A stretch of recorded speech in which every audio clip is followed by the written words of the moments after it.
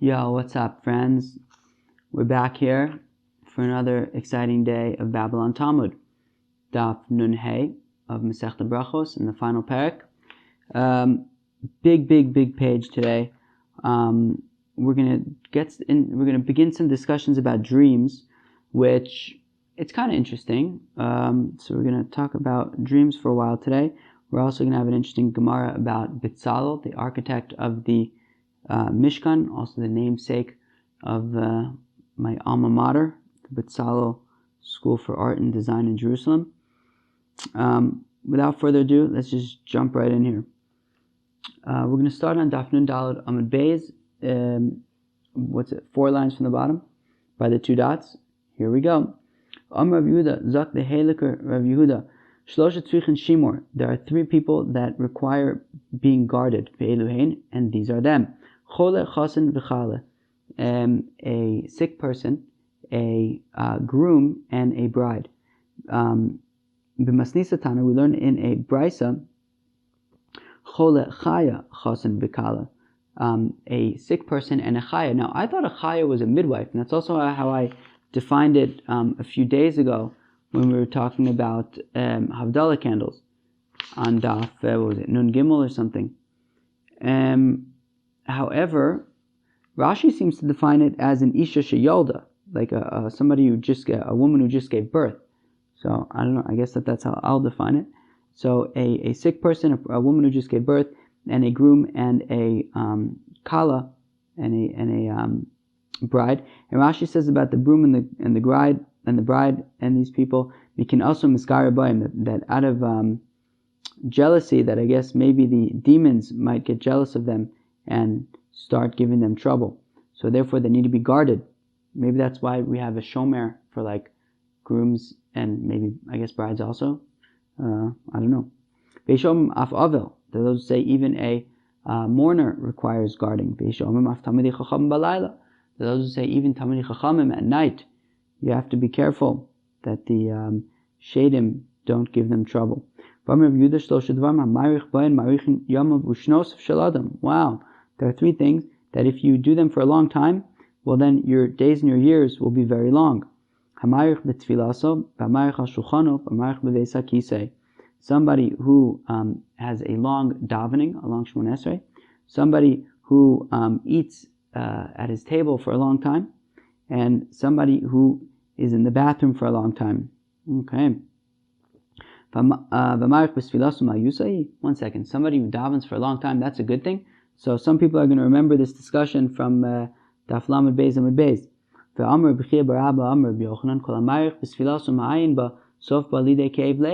Right? So, but Rabbi Chia Bar Abba said in the name of Yochanan that anybody who has a long Shemon Esrei and he expects that it is good, that because he had a long Shemon Esrei, his prayers must be answered. And we had interesting discussions about this in our WhatsApp group. Sof Balidei Ke'ev Lev, he's going to end up getting a heartache. Shenemar, as the pasuk says, Tocheles Mimushacha Mach Lelev. So literally the pasuk is when you long for something for a long time, it's going to give you a heartache, if it doesn't come true. But we learn over here, Tocheles is like Vayichal Moshe, it's a lashon of prayer, that if somebody has a very long prayer and he expects that because it's so long it's going to have to come true, Mach Lelev, he's just going to get a heartache from it. And Rabbi Yitzchak said that there are 3 things that remind God of a person's sins that he has done. Ve'eluhein, and these are the 3 things.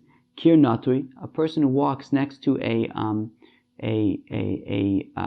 like curved wall or a slanted wall or a leaning wall, like an unsturdy wall. And God's like, who is this hotshot who thinks that he can just walk by this dangerous wall and assume that he's such a good guy that I'm going to save him? Let's take a look at what he's been up to and see if he really is as great as he thinks he is. Ve'iyun tefillah, somebody who, expects that his prayer should be answered. God's like, why does this guy expect that his prayer should be answered? What makes him so good? And then, he brings attention to himself. And we're going to check to see if he's really such a great guy. Umosudin al chaver l'shamayim, or somebody who tattletales on his friend to the Eivishter. Then we're like, well, maybe before you tell on your friend, make sure that you're 100%. Let's take a look. Are you really 100%? So why are we saying that somebody who has a long, prayer, he is going to have a long life. What do you mean? That's actually drawing attention to himself, and he's gonna, we're gonna actually see if maybe he's been sinning and we should punish him. Halo kasha. It depends. If you just have a long Shemona Esrei, then that's a noble thing, and you'll have a long days and long years. However, if you expect that because of that you have to get answered in whatever way you want to get answered, well then, it's going to lead to heartache. It's going to lead to an audit from the heavenly auditors. So what's sort of the proper balance for a long Shemona Esrei to get a long life? That you should have a lot of, you should pray for a long time, properly, but not necessarily expect that because of that, God needs to fulfill all your requests in the way that you would like them to be fulfilled. So somebody who spends a lot of time at his table, well then maybe a poor person will come and he'll be able to give tzedakah to that poor person. You kind of see it at like cafes and stuff, right? You're kind of sitting at the cafe and then like poor people come in and ask you for money, and it's really, really awkward, and you kind of just hope that the owner is going to see this interaction and ask the person to leave. But I don't know, maybe we'll consider this Gemara next time when we're trying to think if we want to give this person or not. Tichsev hamizbeach eitz shalosh amos gavoa. This is a pasuk from Yechezkel when he's describing the Beis Hamikdash. I believe it's the third Beis Hamikdash. Anyways, he says that there's the shulchan, which is opposite the mizbeach, will be 3 amas, but it calls it the mizbeach. And this angel who was describing the Beis Hamikdash said to me, this is the table that's before God. So pasuk b'mizbeach v'siyim b'shulchan. So the pasuk started off talking about a mizbeach, and then it ended up talking about a shulchan. What's going on? A table. So Rabbi Yochanan Rabbi Elazar Damar Tarvayu calls one Beis Hamikdash kaim mizbeach mechaper al Yisrael ve'achshav shulchanu shel adam mechaper alav. Oh, so Rabbi Yochanan says. So Rabbi Yochanan and Rabbi Elazar both say that as long as the Beis Hamikdash exists, so then the mizbeach brings atonement for people. Right? A person sins, they bring a korban on the mizbeach and they get atoned. But now that there's no mizbeach, a person's table atones for his sins, probably because then poor people can come to his table and he can give them tzedakah. Somebody who goes to the bathroom for a long time, that's a good thing. We learn in a brisa. There are 10 things that bring a person to hemorrhoids. Still don't know what they are. I still don't want you to post photos in the WhatsApp group. Somebody who eats the leaves of the bulrushes. You know what bulrushes are? I don't. Somebody eats the leaves of grape leaves, which is interesting because grape leaves is taka very good. I mean, I don't love them, but they're like okay, like those like stuffed grape leaves with like rice and stuff. But I don't know, maybe it's because they've been cooked. I don't know. Somebody who eats the tendrils of grapevines. I guess like those things that like creep up the gates and stuff. Umorige behema. That's talking about unsmooth meats of animals. So things like the tongue, the palate, parts of the animal that are not smooth. Vishidjol sholdog. Somebody who eats fish spine. Okay. V'dog maliach she'ena mevushel kol tzarko. Or salted fish, I guess cured fish that isn't fully cured.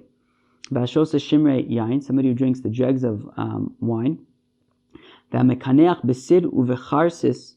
Okay. Somebody who wipes themselves after going to the bathroom with lime or with clay.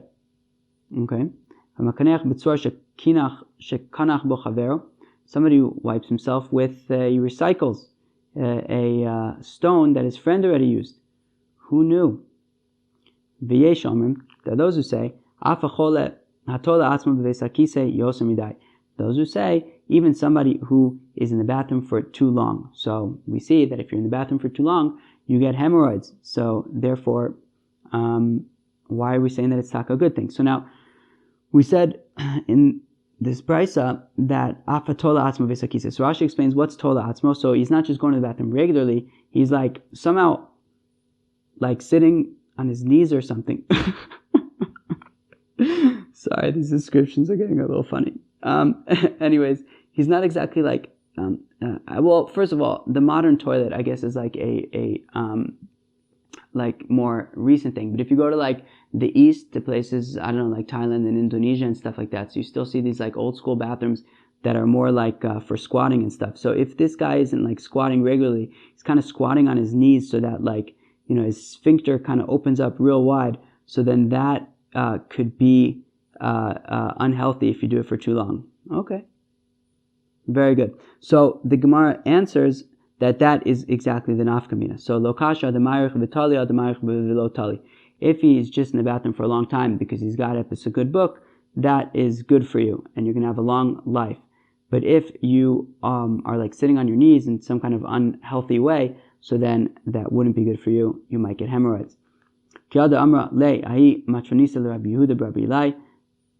Like this matron said to Rabbi Yehuda Bar Ilai. I guess I don't exactly know what a matron is, but probably some like young woman or something said to the Tana Rabbi Yehuda Bar Ilai,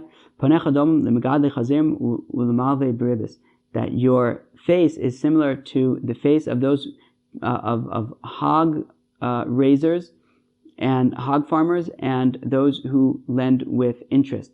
Rashi explains that these are professions that are low effort, high reward, and therefore you can just kind of really chill at like fancy resorts and stuff and get a nice tan.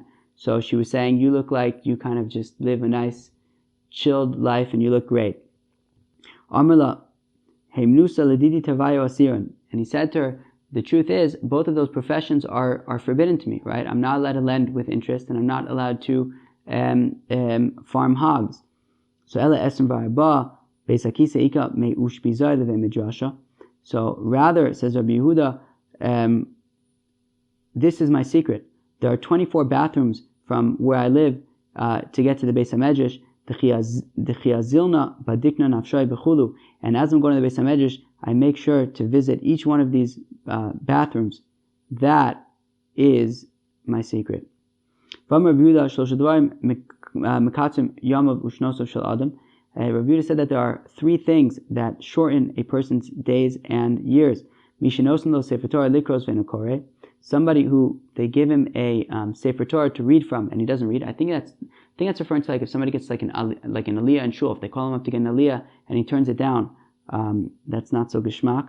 Or somebody, they give him a cup to bench, I guess, and he doesn't bench, right? So if somebody honors somebody else to lead the benching in a zimun and that person turns it down, and somebody who sort of conducts himself in an authoritative way. So if a person turns down the opportunity to read from the Sefer Torah, it shortens his life because it says that the Torah is your life and what will extend your days, and therefore by turning that down, you're basically turning away the extension of your life. So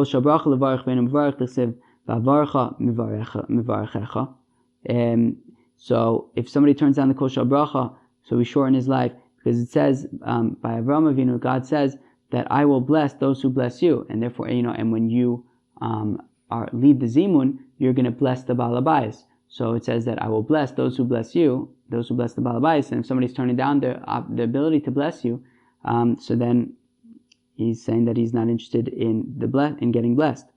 Somebody who conducts himself with authority.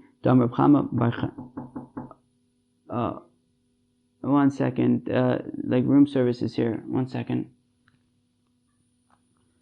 Okay, sorry about that. Reb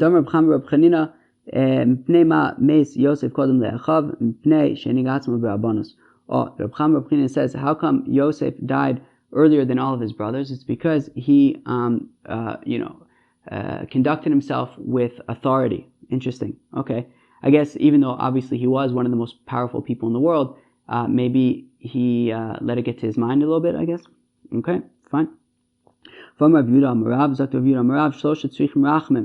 are three things that require mercy, i.e. you need God's mercy in order that these things should happen. Melech tov, shana tov, v'chalom tov, right? A good king and a good year and a good dream. All of these things, we rely upon the mercy of God to achieve them.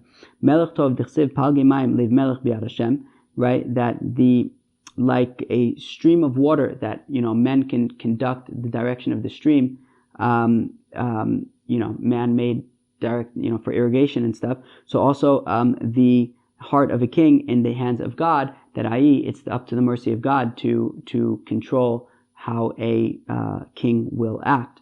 Shana Tova, a good year, Dichsiv Tamid Eni Hashem Elokecha B'Meishis Hashana Berachos, Shana, right? A good year, as it says that God's eyes are always on Eretz Yisrael from the beginning of the year to the end of the year, i.e. He's always looking at Israel, and therefore we require His mercy so that when He looks at Israel, it should be favorable. Chalom Tov Dichsiv Tachlimeni V'Chieni, and a good dream, as it says that He made me healthy and He gave me life, but we're learning it over here to mean Vatachlimeni, He gave me a good, lifeful dream. Okay. So, Zakt Rabbi Yochanan that there are three things that the Eibishter announces about them Himself, and these are them: Rav, Vesova, Ufarnas, Tov, famine, sustenance, and a good benefactor. Rav Dichsiv Kikar Hashem LaRav Gomer, famine, as it says that God has called that there will be a famine. Sova Dichsiv V'Krasi L'Adagon V'Irbesi. Also, the pasuk says that God says that I will call out to the grain and I will make it plentiful. Parnas Tov Dichsiv V'Yom Hashem Moshe Lemor Re'ei Karasi B'Shem B'Tzalel V'Gomer. And a good benefactor, as it says, I'm in a very laughing mood. This isn't even funny. As it says that God said to Moshe, see, I have called out by name B'Tzalel V'Gomer. That God called out specifically that B'Tzalel will build the Mishkan. Amar B'Yitzchak, Dr. B'Yitzchak, in Ma'amidim Parnas al Atzibur Elem Ken Nimlachim B'Tzibur. So B'Yitzchak says that we only put in place a benefactor for the tzibur if we first consulted with the congregation to see if they in fact want this benefactor. Shneimar Ru'u Kar Hashem B'Shem B'Tzalel, right? That Moshe Rabbeinu says to the Yidden that, see, God is called out by name B'Tzalel. Amar Kadosh Baruch Hu Moshe, Hagun Alecha B'Tzalel. Now Hashem said to Moshe, He said, hey Moshe, is B'Tzalel, are you happy with my choice of B'Tzalel to build the Mishkan? So he said, God, if you think B'Tzalel is a good choice, then certainly I think he's a good choice. So even so, go and tell the Bnei Yisrael that B'Tzalel is going to be the benefactor. See if this is cool with them as well. So he went and he said to the Bnei Yisrael, are you guys good with the choice of B'Tzalel to build the Mishkan? They said to him, if B'Tzalel is a good choice in your eyes and in God's eyes, well then certainly it's a good choice in our eyes as well. So they gave the green light for B'Tzalel to be to build the Mishkan. It's very interesting, right? Almost like some form of democracy, or at least of just making sure that somebody who's going to be put in a powerful position is acceptable in the eyes of the people that he's representing or that he's working for. So it says Rav Shmuel bar Nachmani, the name of Rav Yonasan, that B'Tzalel is called B'Tzalel on account of his wisdom, right? Now this is reminiscent of the Gemara on Daf Zayin Amar Beis, which talks about how names, sometimes a person's name can cause future events, like Reuven, right? Talked about how in the future he's going to lose his Bechora. We also saw it with with Rus, Sheiriveu, LaKadosh Baruch Hu, B'Shiros V'Sish Baruch Hu, David HaMelech came from her, right? So here also his name is B'Tzalel, and in the end we see that he had sort of a very distinct wisdom. So at the time that God said to Moshe, go tell B'Tzalel to make me a Mishkan and also an ark and all sorts of other tools for the Mishkan. Halach Moshe v'hafach. Moshe went and he actually flipped it around, I assume by accident. And he said to B'Tzalel, Asay Aron v'chelim u'Mishkan. Make first the ark and then the vessels and then the Mishkan. Amrlo, Moshe Rabbeinu. So then B'Tzalel said to Moshe, right? Normally people build a house and then afterwards they put in all sorts of things. And then you're telling me that I should first make the Aron and the Kalim, all of these tools, and then only after place the Mishkan where I'm actually going to put them? Kalim Shani Osa Lehecha Nachnisen. This Aron and these Kalim, where am I going to put them? Shema Kachamar Lach HaKadosh Baruch Hu Aseh Mishkan Aron V'Kalim. Is it possible that really what God told you is actually first make the Mishkan and then afterwards make the Ark and the other Kalim, and then when you make them, you'll be able to put them immediately in the Mishkan, which is already made. So Amarlo, so Moshe said to Betzalel, Shema Betzel Kel Ha'isa V'Yadata. Maybe you were in the shade of God, right? Betzel Kel. Maybe you were in the shade of God, and that is how you knew that in fact that is what God told me to do. First build the Mishkan, and then build the things, the Kalim and the Ark to put in it. Amar Biuda Amar Rab, Yodea Betzalel Tzayf Osil Shenivru Ba in Shemayim V'Aretz. Wow. So Biuda said in the name of Rab that Betzalel knew how to combine the letters which were used to create heaven and earth. Wow. It says over here, it says over here that God filled him with wisdom, understanding, and knowledge. And it says over there, where's over there? In Mishlei, Hashem b'chokhma yasad eretz, that God with chokhmah He established he made the foundations of the land. Konen shamayim b'svuna, He put in place the heavens with wisdom, with understanding. Uchsiv b'daito tohomo nivka'u, and with His knowledge, the depths, the waters of the depths, went forth or split open. So we see that just like Betzalel had Chachma, Bina, and Das, so also the world was created with Chachma, Bina, and Das. That's how we know that Betzalel knew how to construct and combine the letters that created heaven and earth. Amar Rabbi Yochanan, Ein HaKadosh Baruch Hu nosen Chachma el mi sheyesh bo Chachma. Rabbi Yochanan says that God only gives wisdom to somebody who already has wisdom. Shneimar, as the pasuk says, Yehev Chochmasa l'chakimin umanda'a liodei vina. That God gives wisdom to those who already have wisdom, and knowledge to those who who know understanding. Shama Rav Tachlifa bar Ma'arava v'Amar Kamed Rabbi Bar Tachlifa bar Ma'arava. Rav Tachlifa bar Ma'arava heard this, and he said it in front of Rabbi Abo. Amar Le, and Rabbi Abo said to him, Atun mihasa masnisula. You learn it from that pasuk. Anan mihacha masninan la. We learn it from this pasuk. Dichsev uvlev kol chacham lev nosati chochma. And that in the heart of every person who has wisdom, I gave wisdom. So we see that only somebody who already has wisdom can get wisdom. Cool. I feel like we learned this in other places also in terms of like doing chazar and stuff like that, right? We saw like God is not like man, because generally only a empty vessel is able to hold contents, whereas like, when you study Torah, only somebody who's full with Torah can learn more Torah. I think we learned that. Amar of Chizda, says of Chizda. Now we're about to get into all sorts of dream kind of things. Amar of Chizda kol chalam v'lo tvas.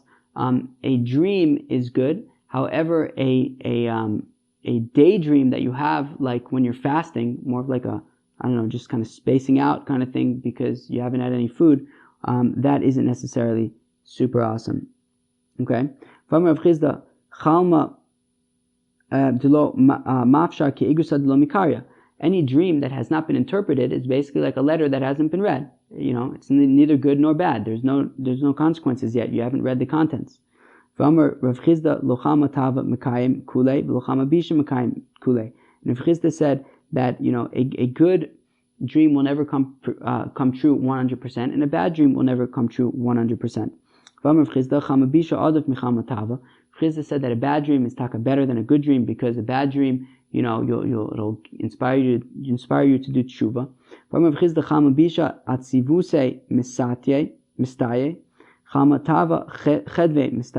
So Chizda said that a bad dream, just simply the sadness that you have from it, is enough. And a good dream, even just simply the happiness that you have for it is enough. Meaning, it's enough to sort of render it null and void, right?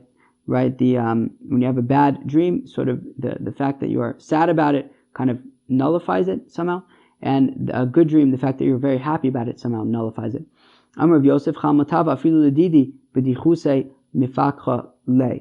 And Rav Yosef, who was blind, I always think of Rav Sheshes as being blind. I don't usually think of Rav Yosef as being blind, although Rav Yosef did forget his learning and stuff at the end of his life, so he was sick, and there's a lot of dialogues where Abaye is reminding Rav Yosef of stuff that he learned.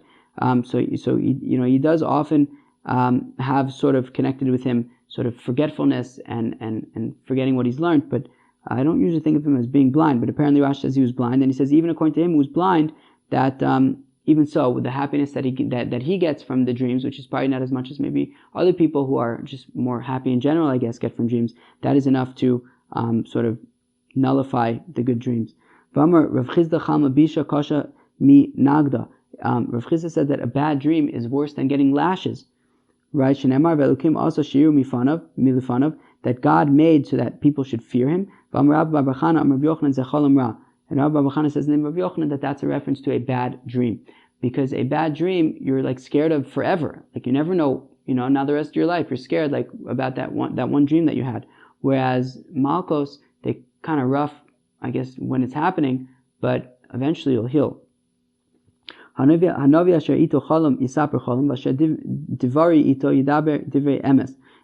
prophet that who has just like a simple dream, so then he should say it over just as a simple dream. He shouldn't make it into like a whole prophecy. But however, somebody who I actually speak prophecy to him in a dream, well then yidaber divrei emes, well then he should say it over as a prophecy. Why make straw into actual grain? Why blow things out of proportion? The word of God. What do grain and straw have to do with a dream? Ella, Rabbi Yochanan, Mishum Rabbi Shimon ben Yochai, Kshem she'efshar levar b'lo teven, kach ye'efshar l'cholam b'lo dvarim b'telim. Just like it's impossible to have grain without having the straw that it grew on, that it grew with. So it's also impossible to have a dream without certain aspects of it, at least, that are going to be just silly or never come true. Amrav Berachia Chalom Afal Pishim Muktasu Muskayim Kulo Ein Muskayim. So Berachia says that if you have a dream, even though some of it might come true, you're never going to have all of it come true. Minalan Yosef. How do we know this? We know from Yosef. That in Yosef's second dream, he says that there's the sun and the moon and 11 stars. They're all bowing down to me. Now, the moon in that context was a reference to his mother. And his mother at that point was already dead. So clearly she was never going to be bowing down to him. She's already dead. So, even though his father and his brothers did ultimately end up bowing down to him, his mother didn't. Therefore, even though, most of that dream came true, not all of it came true. A person who had a good dream, so he should wait, even if it hasn't yet come true, wait, keep on waiting, up to 22 years. It could take 22 years for a dream to come true. Minalan, how do we know this? Mi Yosef. We know this from Yosef. Tichsev, Eile told us Yaakov, Yosef ben Shvayes Rishana v'Gomer, that here are the generations of Yaakov. Yosef was 17 years old. So we see that Yosef was 17 when he was sold by his brothers to Egypt. And Yosef was also 30 years old when, the whole thing happened with the dreams and he suddenly became the viceroy of Egypt. And Min Shevsrei ad Tlosin Kama Have Tlas Srei. So apparently 30 minus 17 is 13. Vishev de Sav'a Vitarte de Kafna Chav Beis. And then if you add to the 13 the 7 years of what's it called? Sav'a, of when they had all their food and stuff like that, of sustenance, whatever. And then the 2 years of famine before the brothers came down and that whole thing, and Yaakov came. So 13 and 7 and 2 is 22. Fine. So it could take 22 years for a dream to come true. And so basically the dream that he had 22 years earlier about everybody bowing down to him only came true 22 years later. Amar Rav Huna la'adam tov ein marin lo chalom tov. Rav Huna said that to a good person, we don't show him any good dreams, only bad dreams. La'adam ra ein marin lo chalom ra. And to a bad person, we don't show him any bad dreams, only good dreams. We also learn in a brayso like this,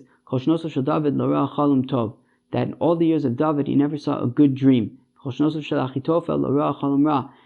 years of Achitophel, who, if my memory is correct, I think he basically became a traitor and went over to Avshalom. And the brayso says that Achitophel never had a bad dream, only good dreams. But 1 second, the pasuk says that nothing, to somebody who's like, Yarei Shamayim and doing the will of God, nothing bad will happen to him. That you won't be startled by bad dreams or bad thoughts. And no, I guess, plague or anything bad will happen in your tent. That when you come home from traveling, from being away, when you come home, your wife will not be a safek nida. You will be able to be with her when you get back. So what do we see from there? That somebody who's like a Yari Shemayim, somebody who's a tzaddik, so he won't have any bad dreams, i.e. he'll have good dreams. So how come the Brisa is saying, and how come we're saying that, tzaddikim, that for good people, they only get bad dreams. So ela iu lo chazi le achrine chazu le. No, so he doesn't actually see the bad dreams, but other people see bad dreams about him. Chilo chaza iu mal yusu. And 1 second, so him not seeing, these bad dreams is like a good thing, meaning because the Brisa said that Rav Huna said, and the Brisa said that any tzaddik won't see a good dream, and if we're saying that he also isn't going to see a bad dream, that means he's not going to see any dreams at all. This is a Gemara that we saw earlier on Daf Yud Daled Amud Aleph. Kol Halan Shiva Yom B'lo Chalom Nikra Ra. Anybody, and Reb Zeira and Reb Zera are the same person. So actually, interestingly, on Daf Yud Daled Amud Aleph, we actually quoted from Reb Zera, and here we quoted from Reb Zeira. And if you remember from a few days ago with this story, right, we said that Reb Zera was a midget. So Zeira means small. So I guess the small one. I wonder if Reb Zera was even his real name, or they just called him that because he was small. I don't know. But anyways, Reb Zeira, Kol Alon Shiva Yomim B'lo Chalom Nikora. That anybody who sleeps for 7 days and doesn't have a dream, so he is called bad. So it says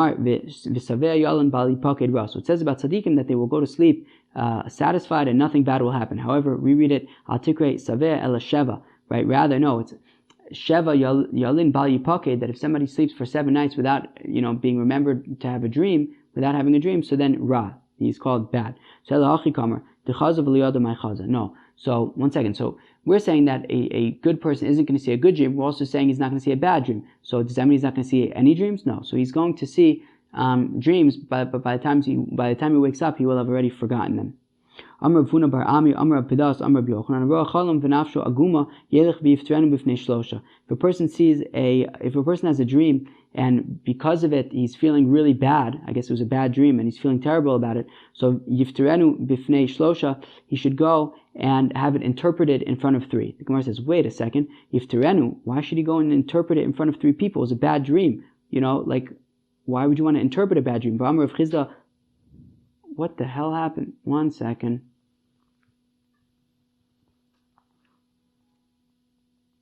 But 1 second, didn't Rav Chizda say that a dream that has not been interpreted is like a letter that has not been read, and therefore, as long as he hasn't interpreted it, well then it's fine, right? So why would he take the risk of going to interpret it in front of 3 people? No, don't interpret it in front of 3 people. Rather, make it good in front of 3 people. They say Tlasa, bring 3 people, and say to them, and you should say to them, I saw a good dream. And they will say to him, yes, this is good and it will be good. God will should make it good. They should decree upon you from heaven 7 times that it should be good and it will be good. And then they should say 9 psukim, 3 of flipping things around, 3 of redemption, and 3 of peace. Now, I'm not going to translate all of these 9 psukim just in the interest of time, but we will read through them. So, Shalosh hafuchos, what are the examples of the 3 hafuchos? So, afachta misbedi l'machali pitachta saki v'tazveni simcha. And then the next pasuk is az tismach b'sula b'machal v'achur mizkenim yachta v'afachti evlam nesasum v'gomer. And the third one is v'lo'ava Hashem elokech l'shmuel bilam v'yahafoch v'gomer. Right, that God flipped around Bilam's blessings from curses to his curses to blessings. Shalosh patuyos, and then there are 3 redemptions. Dichsiv Pada v'shalom nafshi mikravli v'gomer, ufduya Hashem yeshuvun v'gomer, vayomer am el shal Yonasan Yamos asher asa Yeshua Gdola v'gomer, and then we say at the end of that pasuk, vayiftu ames Yonasan v'lomeis, that the nation redeemed Yonasan, he didn't die. Those are the 3 psukim with pedus, with redemption. And then shalosh shlomos, the 3 psukim that mention shalom, that mention peace. D'chsev bori nivsvasayim shalom shalom l'rachok v'lakarav amar Hashem urfasiv v'rachlavsha samasai v'gomer. It says right in that pasuk shalom shalom l'cha v'shalom l'ozrecha, etc. V'amartim kol achai. There's a pasuk by Novel Akarmeli. It says v'amartim kol achai v'ata shalom v'veischa shalom v'gomer. So those are the 9 psukim that they would say, and that was, I guess, what's called hatavat chalom, making a dream good. So if a person had this bad dream, so he should go in front of 3 people and they will make it good. Amemar Marzutra and Ravashi were sitting together. It's so funny. It almost sounds like 3 like little kids, like almost like playing like, playing like a little game, and they said to each other, like, okay, here's what we're going to do. Everybody's got to say one thing that nobody else has heard. Okay. So one of them kicked it off, and he said, so if a person sees if a person has a dream and he doesn't know what it is, so they should go in front of the Kohanim at the time that they are doing Birkat Kohanim, and say this. Now, they don't do this as much in Israel, although they do it, I guess, I think maybe on Yom Tif, but even so, in America it's much more common. So like on Yom Tif, when they duchen, so they sing the song right at the end of each stanza, and in the Machzorim there is like that whole prayer for about dreams, and this is what it is, right? So at the time that they are duchening, so v'lei mahachi say this: Ribono shel Olam, Master of the world, ani shalcha, I am yours, v'chalamosa shalcha, and my dreams are yours. Chalom chalamti, I dreamt a dream, ve'en yodea mahu, and I don't know what it is. Ben shechalamti ani la'atzmi, whether it was what I dreamt upon myself, ben shechalam li chaverai, or whether it's what my friends dreamt about me, ben shechalamti alachem, or maybe it's something that I dreamt about other people. Im tovim im chazkim v'amtzim k'chalamos of shel Yosef. If it was good dreams, so they make them strong, like the dreams of Yosef. And if they need healing, so then heal them like the bitter waters of Mara that Moshe sweetened. And heal these dreams like Miriam from her leprosy. And like Chizkiyahu from his sickness that we learned about much earlier. I think it was like the Heyamad Aleph or Vavamad Aleph, somewhere around there, right, with the story of Chizkiah and Yeshayahu. Elisha, and like the bitter waters of Jericho that were sweetened by Elisha. And just like you have flipped around the curse of Bilam HaRasha to be a blessing, similarly, please flip around all my dreams to be good. And then he times it to be finished with this little prayer by the time that the Kohanim are done. So in our case, in like these synagogues, when they're singing, so try to be done by the time that they're done singing, and then everyone says Amen together, and then I guess everyone's Amen includes your prayer about the dreams. So now these next 2 words, the Gra actually changed it to V'chimahadri Kane Apayu, and then when the Kohanim are done and they turn around to face the congregation again, so Le Mahachi, say the following, and people say this, I hear people say this in Israel, like after duchening every day. Adir Bamarum, God who is strong and lofty, Shochim Begvura, who lives in might, Ata Shalom, you are peace, V'shimcha Shalom, your name is peace, Yiratzon, Milfanecha, may be the will before you, Shetasam Aleinu Shalom, that you should place upon us peace. So then the next volunteer said his bit that nobody else had heard. So somebody who goes to a city, and he's concerned about the ayin hara, the bad eye, the evil eye. So linko zikva the yada de mina biyada de smole, v'zikva the yada de smole biyada de yamina. Interesting. Take your right thumb and put it in your left hand, and take your left thumb and put it in your right hand. V'lei mahachi, and say the following: Ana ploni bar plonis me, so and so, the son of so and so. You use your mother's name. Mizar Yosef Kasina. I come from the seed of Joseph. To Lashalta Bey Ein Abisha, that the Ayin Hara did not have any authority over him. Shenamar ben Poras Yosef, that Joseph is like the fruit, the son of the fruit of the vine. Ben Poras ale ayin v'gomer, like the fruit of the vine that is right next to a fountain. Atikre ale ayin, don't say next to a fountain. Ella ole ayin, rather above the ayin, above the eye, above the evil eye. Okay, again, this is also something that we had earlier in the Masechta. Where was this? This was on Daf Chaf Amud Aleph. Okay. Rabbi Yosef Bar Chanina Amar Meyacha. Rabbi Yosef Bar Chanina said that we learn it from here. V'idgular b'kerev haaretz, that Yaakov blesses Joseph's children that they should be like fish. Ma'adagam shabayam ma'im machas maleim vein ayin ra shalatis b'ayim, just like the fish in the sea. The water covers them, and the evil eye cannot rule over them. Havzar shel Yosef ein ayin ra shalatis b'ayim. Also, the children of the seed of Yosef, the evil eye cannot rule over them. V'idachil me'ena bisha, delay, and if he's concerned about his own evil eye, well then lechse atarfa d'nechire d'smale, then he should look at the side of his left nostril. Okay, very good. Pasachidach, and then the final one in the gathering said his little bit. V'amar haman dechalish yoma kama lo legale. So somebody who's sick, so on the first day that you're sick, don't tell anybody, because you don't want to get bad vibes. But after, already from the second day, if you're still sick, so then you should let people know so that they can pray for you. Because like Rava, when he was sick, yomakama lo megale, on the first day that he was sick, he wouldn't tell anybody. But already from the second day, he would say to his attendant, Pok achriz, go out and announce, Rava chalash, Rava is sick. Man dirachimli liboy alirachme, whoever loves me, whoever likes me, pray for me. Uman disanili, and whoever hates me, lachdili, be happy about the fact that I'm sick. Uchsev, and it says, ben fol oyivcha, when your enemy falls, al tismach, don't be happy. Uvi chashlo, and when he fails, al yodel libecha, your heart should not rejoice. Penira Hashem, lest God see that you are happy on the downfall of your enemy. V'ra be'enav, he will not approve. Ve'eshev me'olav apo, and he will remove his anger from the person who's currently sick and put it on the person who is rejoicing. So therefore Rava figures, he's saying basically, if you want me to get better, please pray for me. If you hate me and you don't want me to get better, then be happy, and that way God will get his focus away from me and start focusing on you for being happy that I'm sick. And either way, Rava wins because he gets healed. Shmuel kava chazi chalma bisha. Shmuel, when he would see a bad dream, Amar v'chalomos hashav yidaberu, that the dreams they are full of nonsense.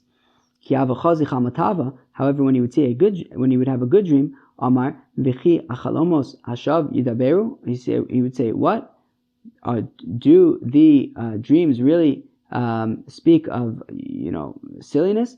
It says by Moshe Rabbeinu that God, I speak to Moshe in dreams. Like, dreams are a very powerful and important thing. That's how God would, give his nevuah to Moshe.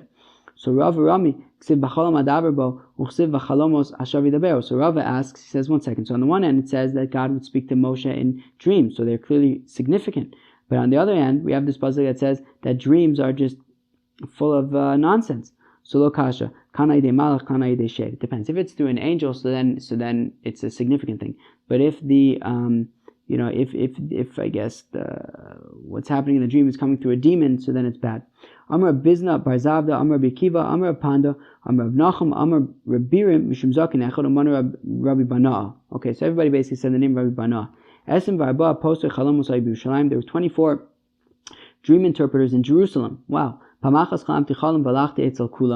one time, says Rabbi Bana, that I had a dream, and I went to every single one of these dream interpreters. And each one had their own unique interpretation. And all of them came true. To be Mekayim, that which it says, that all of the dreams go after the mouth, i.e. after what's said about them, how they're interpreted. What do you mean? Is this concept of all the dreams going after their interpretation a pasuk? Right? We said l'kayim mashenemar. Usually the l'kayim mashenemar is about to quote a pasuk. This isn't a pasuk. So Gemara says, it actually is a pasuk. or at least it's pretty close to being a pasuk. How do we know that all the dreams go based on their interpretation? That the butler, the wine dude, right, going back to the story of the two servants of Paro that were in jail and had the dreams, and they were interpreted by Yosef. So the wine guy, he says, and it was as he interpreted for us, that is how it was. Meaning, it goes based on the interpretation. And Rava says, but it has to be sort of like the interpretation has to be sort of, on target with the content of the dream. That, Yosef interpreted based on, a way that was similar to the actual dream. Right, so the pasuk says that the baker then sees that Yosef actually did a good job translating the dream of the what's the word? I don't think we usually use the word wine guy. Is it butler? Is it? I can't remember. Saramashkim. So Minoyada, how did he know that Yosef interpreted the Saramashkim's dream properly? So Amar Belazar Malam Shekol Echad Be'echad Heru Chalomo Ufison Chalomo Shechavero. So Belazar says that we learned that God showed them their own dream, but also the interpretation of their friend's dream. So when Yosef interpreted the dream of the Saramashkim, so the Sarofim saw, and he's like, wow, yep, that's exactly correct. Rabbi Yochanan says that if a person wakes up and immediately there's like some pasuk that he's thinking of, so that is a small nevuah. And Rabbi Yochanan said that there are 3 dreams that come true. Chalam shel shachris, a dream of the morning. V'chalam shechalam, so I guess, I don't know, maybe like if he's sleeping, and he's sleeping at night, but he also sleeps, like the Bnei Melachim, or like the kings, who sleep until the third hour of the day. So any dream that I guess you would have in the day, so then it will come true. V'chalam shechalam lo chavero, and a dream that his friend dreamt about him. Okay, so the next time your friend says to you, oh wow, you were in my dream last night. So, I don't know, I guess, take it seriously, I don't know. Chalam, and a dream that was interpreted within another dream, I guess like the Sarah Mashkim and the Sarah Ofim, that their dreams were interpreted within the other person's dreams. And those who say even a dream that happens twice, by the dreams of Paro, they basically happen twice, right? It was the same dream, one with cows, one with stalks of wheat. So, and that had significance because that's how Yosef said it's gonna happen. That's God's way of telling you it's gonna happen immediately. So what do you dream about? You dream about things that you're thinking about. As the Pasuk says, right? That Daniel, when he was interpreting the dreams, I don't know, was it for like Nebuchadnezzar or something? I don't remember who it's for, but he said, it's what you were thinking of right before you went to sleep. That's what you dreamed about. If you want, it's from here, which is the very next pasuk in Sefer Daniel. And you will know the thoughts of your heart. That was part of his sort of explanation of the dream. But basically, he was telling him that you were thinking right before you went to sleep about who's going to be your successor, and that's what your dream is about. Rava says you should know right? They don't show people like gold. People don't dream about like golden palm trees. And you don't dream about elephants going through the holes of needles, right? Meaning things that are just absolutely ridiculous that people don't actually think about. But in my mind, that's exactly what kind of shows up in dreams. Absolutely insane things that don't make any sense. But I don't know. I guess not. So cool. So that's it, friends. We completed Daf Nun Hey. That's awesome. So there was some interesting stuff here. Yeah, we're getting to dreams. I think that we're going to continue speaking about all sorts of dreamy kind of things. I hope you're not dreaming during Babylon Talmud, though. I hope that you're staying focused, right? Awesome. But yeah, some cool stuff today. I hope to see you all tomorrow. In the meantime, peace.